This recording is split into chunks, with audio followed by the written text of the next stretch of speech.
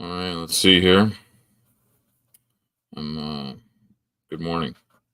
I think it's still morning. It's afternoon. Never mind. Never mind. It's not morning at all. All right. Looks like I'm working here.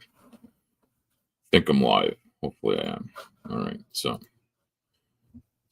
don't think anybody's watching yet. Maybe nobody will. It's okay. I've just been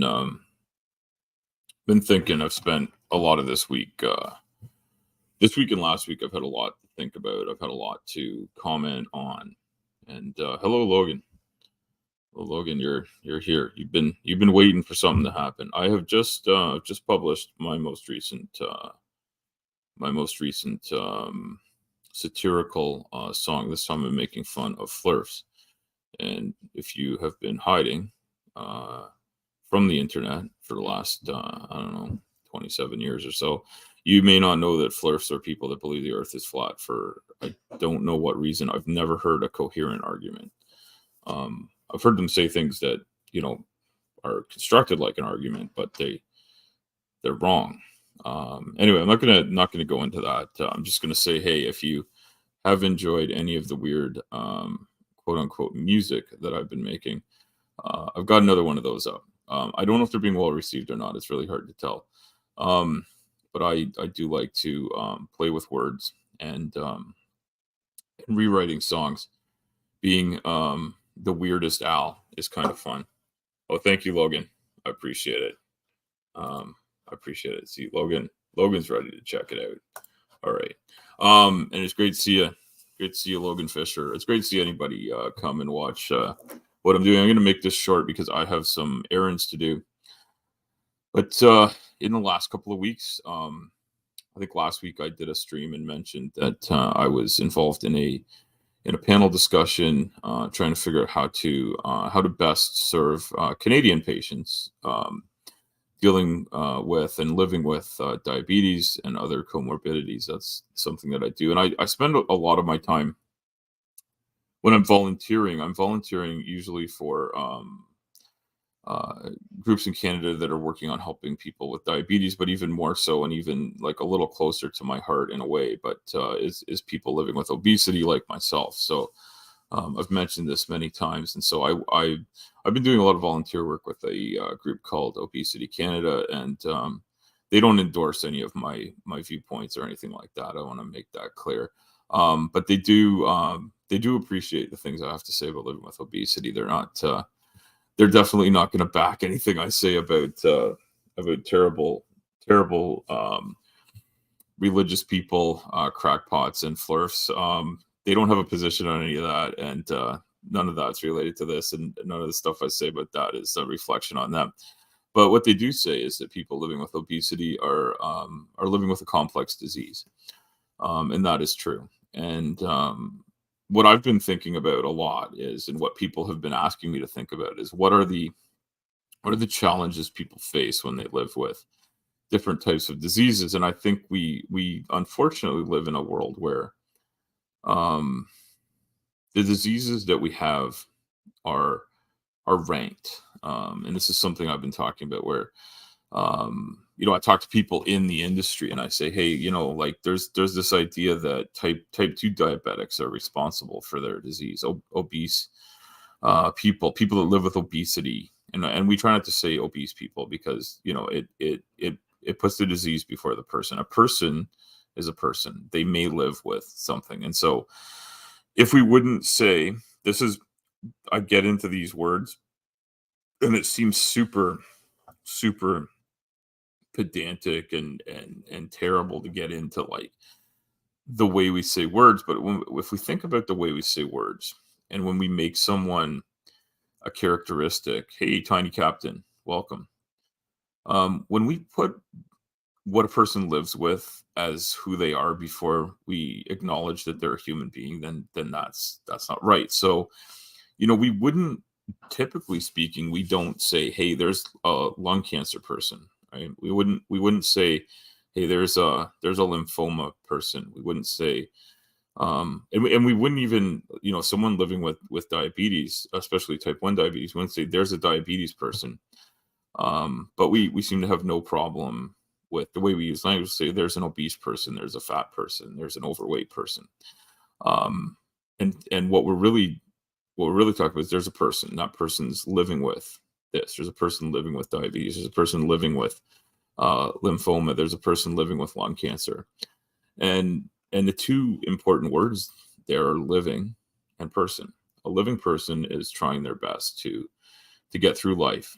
You know, do they people that live with any disease are, you may think that the way it's presented in television and movie dramatizations and stuff like that, these things seem to get resolved in 5 to 30 seconds, but they don't. These things, the different diseases and comorbidities and things that people live with are things that people carry with them every single day, every second, every minute, every hour. It never goes away. And so it's important, I think, that we take uh yeah, okay. Yeah. Tiny Captain, you're right. There are certain people, and I'm like that too. I make this mistake. There's an old saying, how do you know if you're at a party, how do you know if someone's a pilot? Is like, don't worry, wait 5 seconds, they'll tell you. And so I'm just as bad. If you wait 5 seconds, I'll tell you I'm a heavy haul truck driver and that I love driving big trucks and moving big machines. And I'll also tell you about my motorcycle. You don't have to ask. I'll volunteer this information. I don't usually talk about my diet unless people bring it up. And we had like a thing at work where they were serving us food, and I had to like ask for this and that. And another person that worked there and I were talking about weird diets people are on, but it was kind of topical at the time. But I generally don't spend a lot of time talking about it. But yes, vegetarians and vegans are like that, and I'm on a keto diet, and sometimes if it comes up, I'll start talking about what it's all about, because people have very strange wrong ideas about a lot of different diets. And I think there's this sort of idea. It's in Yeah, tiny. It's in your username. Oh, yeah, like we that you're very small and you're a captain. Yeah, we can see that. And I don't know how small you are, tiny captain, but I've talked to you before. I don't you don't sound like you're like, I don't know. What's the smallest creature in mythology? Is it like a fairy or something? I don't know. You don't sound like you're that small anyway. Um I think you're a regular human person who captains a ship, and that's pretty cool. You spend more time probably out on the water than I get to. I have a boat. Hey, PC, welcome, welcome. Pragmatic Crystal is here. Um, I don't know if I scheduled this stream at all. I didn't. I just kind of did it. This is the way I do it. I'm a very bad tuber. I don't know how to YouTube, but yeah, it's good to see some people here. And Yeah, so what I'm going to talk about here, I'm just going to quickly talk about this. I'm going to talk about something that I've noticed living in a larger body, and I'm going to ask people to think about things like this as they travel around in the world. And I know some people that watch my content also live in larger bodies. Some people live in smaller bodies, and we all have bodies, we all have brains, we all have things going on in our lives. We all have our our own chores to do in life every day. And 1 meter 68 in Dutch, most Dutch. Oh, yeah. And so, tiny captain, I'm a little taller than that, but not much. I think I'm 1 meter 74. Although my last physical, they actually said I'd lost like a small amount, so I might be a millimeter or two smaller than before. But I think I've mentioned this before. My spine seems to be sort of curving and crushing down as I live in a large body. I think it might happen to other people too, but in a large body, I'm having some spinal issues. So I think it's the straightest I can stand doesn't make me my full height or what I started out as, something like that. But I also think a millimeter or two is hard to ask someone to measure properly with the type of equipment they use, which is like you stand on the ground in your socks and they put a stick on your head. So I mean, that's not going to be too easy to measure. But I might have lost I think maybe a full centimeter. I'm not sure. I'd have to look it up, and you know what? I'm not gonna measure myself or judge myself by my height. And yes, you're right. A lot of Dutch people are taller. That I've noticed that a lot of Dutch people with Dutch ancestry I've noticed are taller in general. And I guess that's something with genetics. Even though some of the people out there don't believe in genetics, but what's interesting is that I know a lot of people in my blood relatives also live with obesity. Um, so, and there's a big genetic component. That's what I'm going to talk about. I'm going to talk about something. So I did my physical recently, and I passed.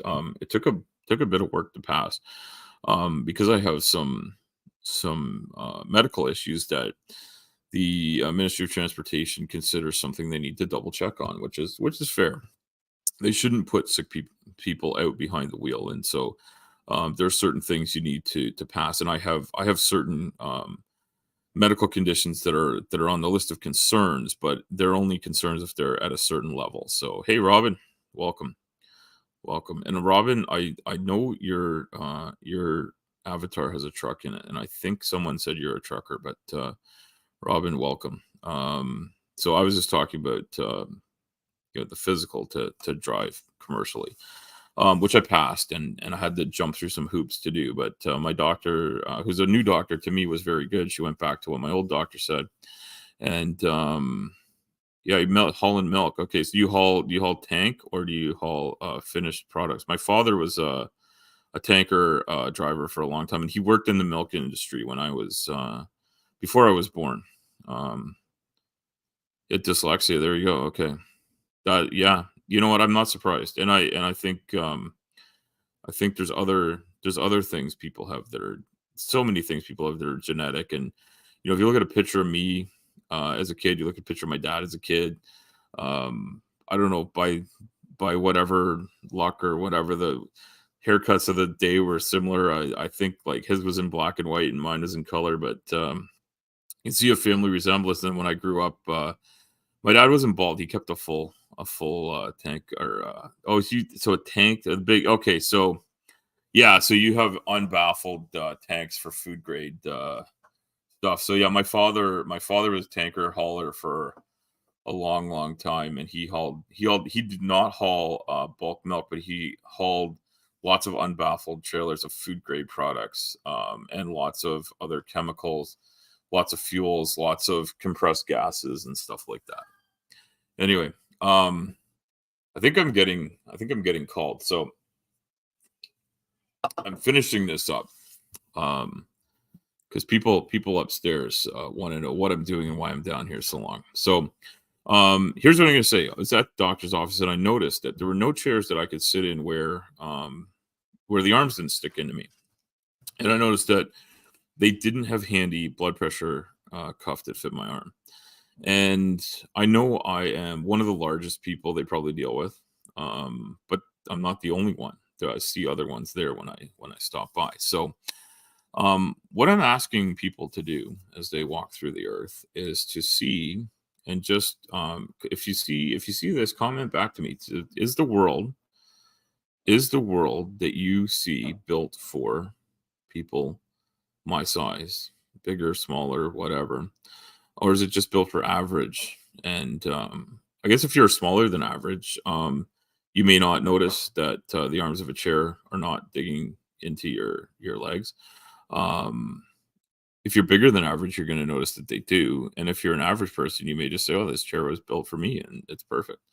Um, Being average is pretty difficult to hit. Being perfectly average, but you can be on either side of it for a long way and not hit something that makes it feel like the world's messed up for you.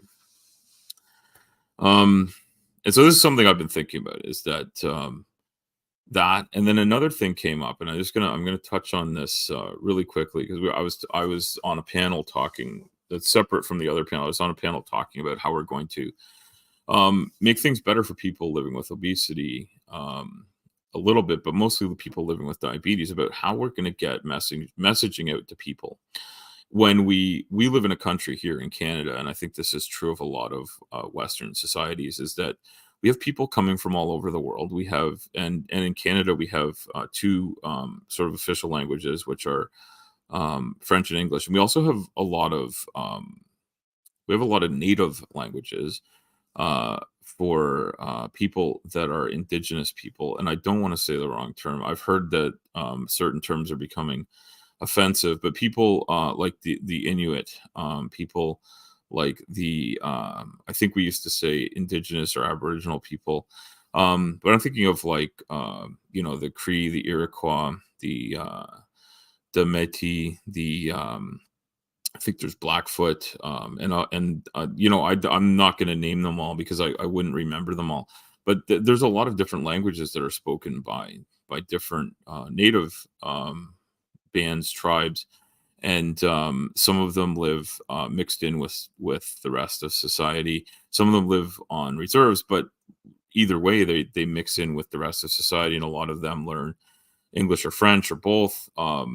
But a lot of them may spend a lot of their time living in a community where they speak that language. And so, how do we get messaging out to them? And then we have people coming from far flung areas around the world, and they may or may not speak English, French, and very unlikely they'd have any facility at all in any of the native languages we have here. And I have none. I have none. I think that's a major failing we have. That we have almost no acknowledgement, or at least when I was a kid going through school, there was little to no acknowledgement that they were cultures in the past. Certainly, they talked about how they lived and what their culture looked like. Maybe 1,000 years ago, 500 years ago, maybe even 200 years ago, but very little about what the culture's like today. And what the culture's like today is a big mix from pretty good to absolutely deplorable. I think that's something that should be acknowledged. It's not something I'm going to deal with a lot on my channel here, because it's just not something I know enough about to get into detail about. But what it brought up was that there's this language barrier, or there could be a language barrier when you're trying to communicate important ideas about health and wellness and well-being. And the one thing that I brought up, and it occurred to me fairly quickly when I heard people talking about it, and I want to bring this up, is that the words that are used, even from an English speaking doctor to an English speaking patient, may be foreign to them, because the words are often very highly jargonese is what I call it, which is a normal thing. I've talked about this before. There's jargon in the trucking industry. There's jargon in the construction industry I was involved with for many years before I became a full-time trucker. There is a lot of jargon in a lot of industries. My wife works in an industry where they have their own set of jargon, and there's all these things with letters on them that they turn into words. And it's just it's the way society works. We tend to know the jargonese of our industry, and maybe if we get involved with one. And it occurred to me that we have a big gap in knowledge, because the average person is not going to go to medical school. If the average person did, we'd all be doctors, right? That's not how it happens. But yeah, okay. Oh, PC. I'm gonna touch on that in just a second. But I'm gonna you sailed trucks. Okay. And Captain, you're gonna have to tell me, did you transport trucks across oceans or seas or lakes with your boat, or did you actually drive trucks and you call it sailing because you're a sea captain? Definitely want to know that. And PC, I have something to say about Cajun and Acadian French society. But so I'm just gonna say, when medical professionals are speaking, they're going to use jargonese, but we need, and what I'm hoping to help develop, is a great way to communicate in plain language, not just English and French, but also touch on native languages, and also touch on the many different languages that are spoken around the world by people that come from all over the place. When you were a second mate, you had 3 trucks on board as cargo. Okay. So you were moving trucks from one place to another. Now I know that the Netherlands is sort of lies on the north coast of mainland Europe, And so I would imagine a lot of the sailings, if I remember correctly, there's sailings that go to the UK, but I assume also to Scandinavian countries, and then probably even further afield, because I think it's a big port. I could be wrong. I'm Even though I have friends and family and my own heritage is from Europe, I have very little knowledge of that part of Europe. I've only traveled once to Europe in my life, and I was in the south of France and Italy, and in Monaco when I was pretty young. I think I might have been 16. Um, so yeah, a long time ago, like 30 years ago, I was there. And I'm just gonna say, PC. I have a lot of experience on the east coast of Canada, where uh, Acadian French people live and work, and they are a huge part of the culture there. And they have a great culture and they have a great language. And yeah, it's really unfortunate that they've tried to eradicate languages all over the place. And I think there's lots to be said about um, assimilating into culture so that you fit into a new place. When you move there. So I think, like, if I was to move to a foreign country, I'd want to learn their local language and know how to speak it and get along with people there in day to day, just sort of like commerce and getting work done and stuff. I've never looked into doing it.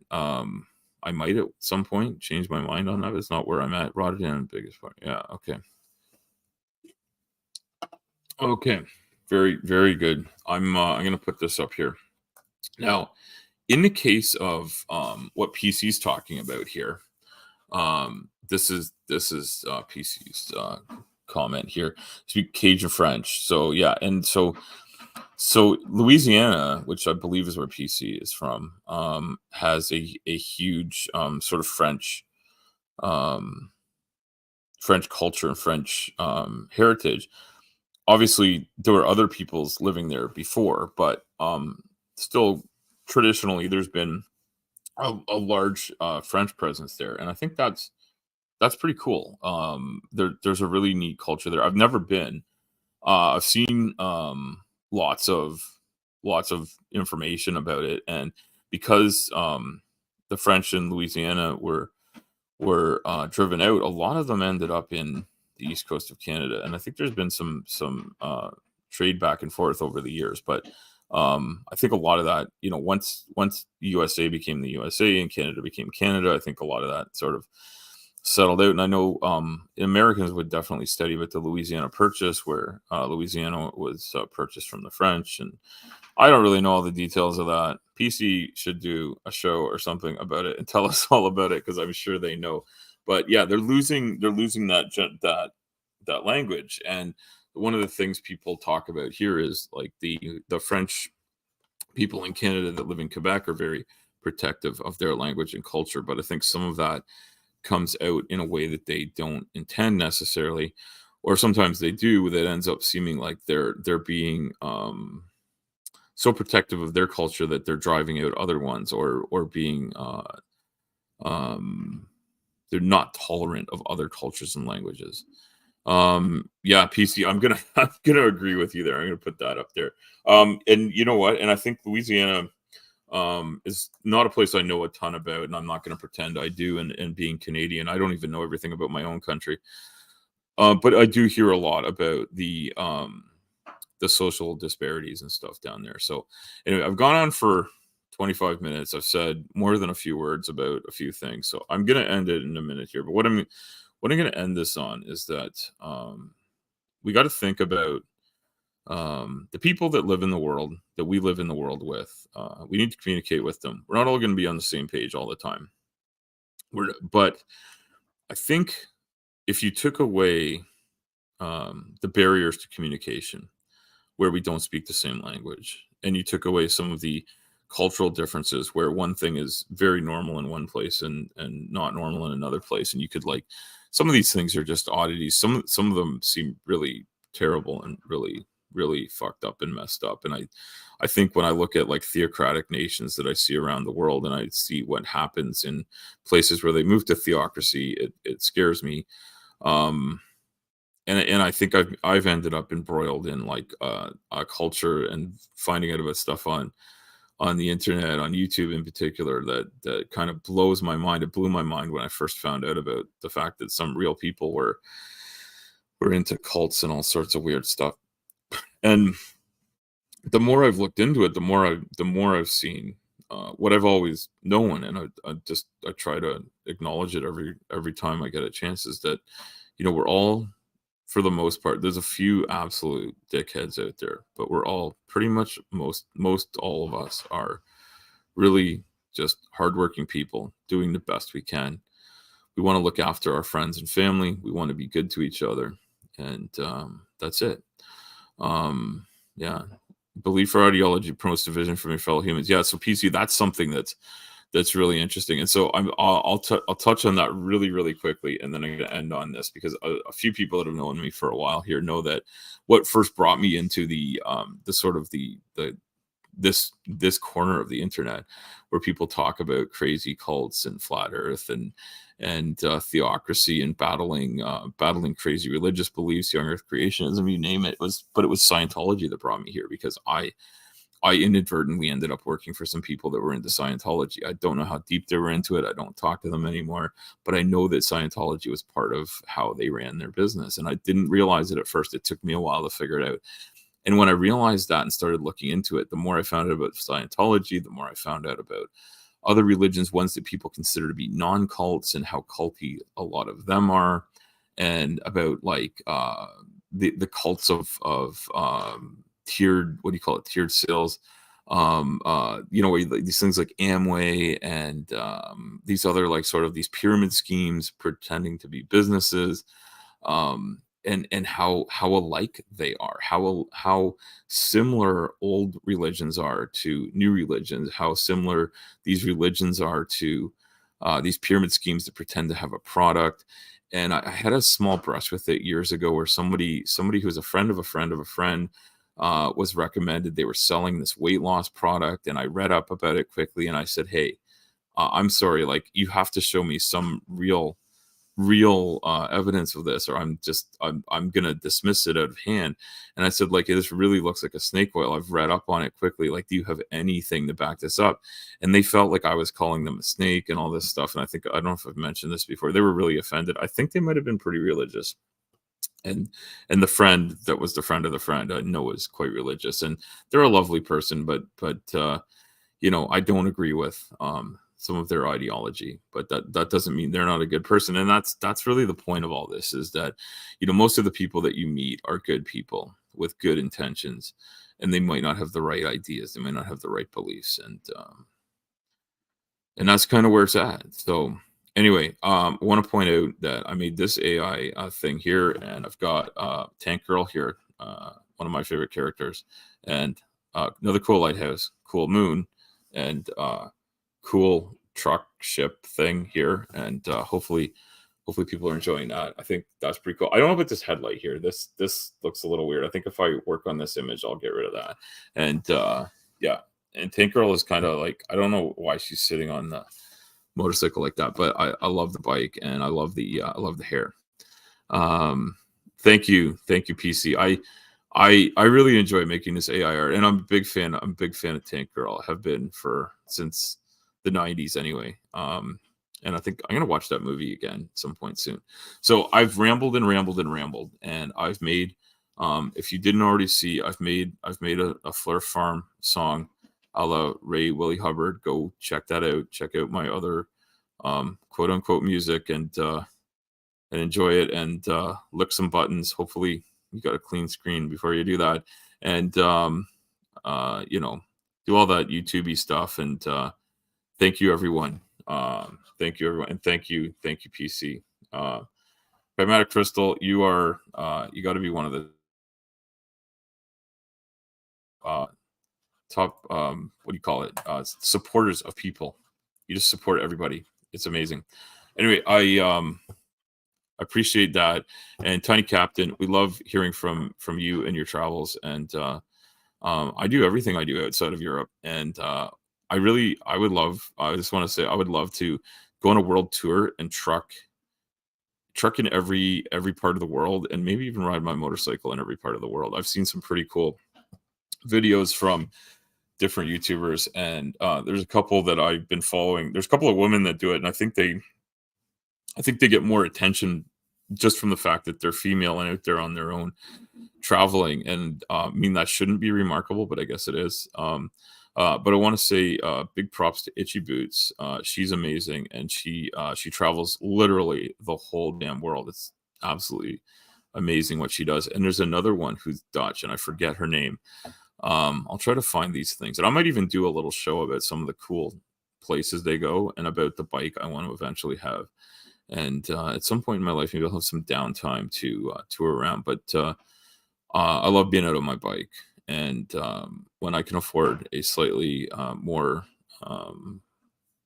what do you call it, a bike that's adept at on and off road work, that's what I want to do, because I've loved being able to go on dirt roads when I've rented bikes like that. I had a GS 1250.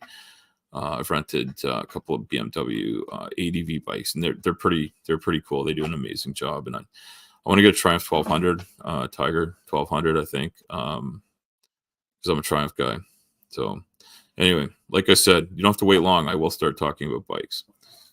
All right, I love all you guys. Thank you so much. I'm gonna end this because I go on, and somebody's got to stop me. All right, thank you, everyone. Have a great Sunday.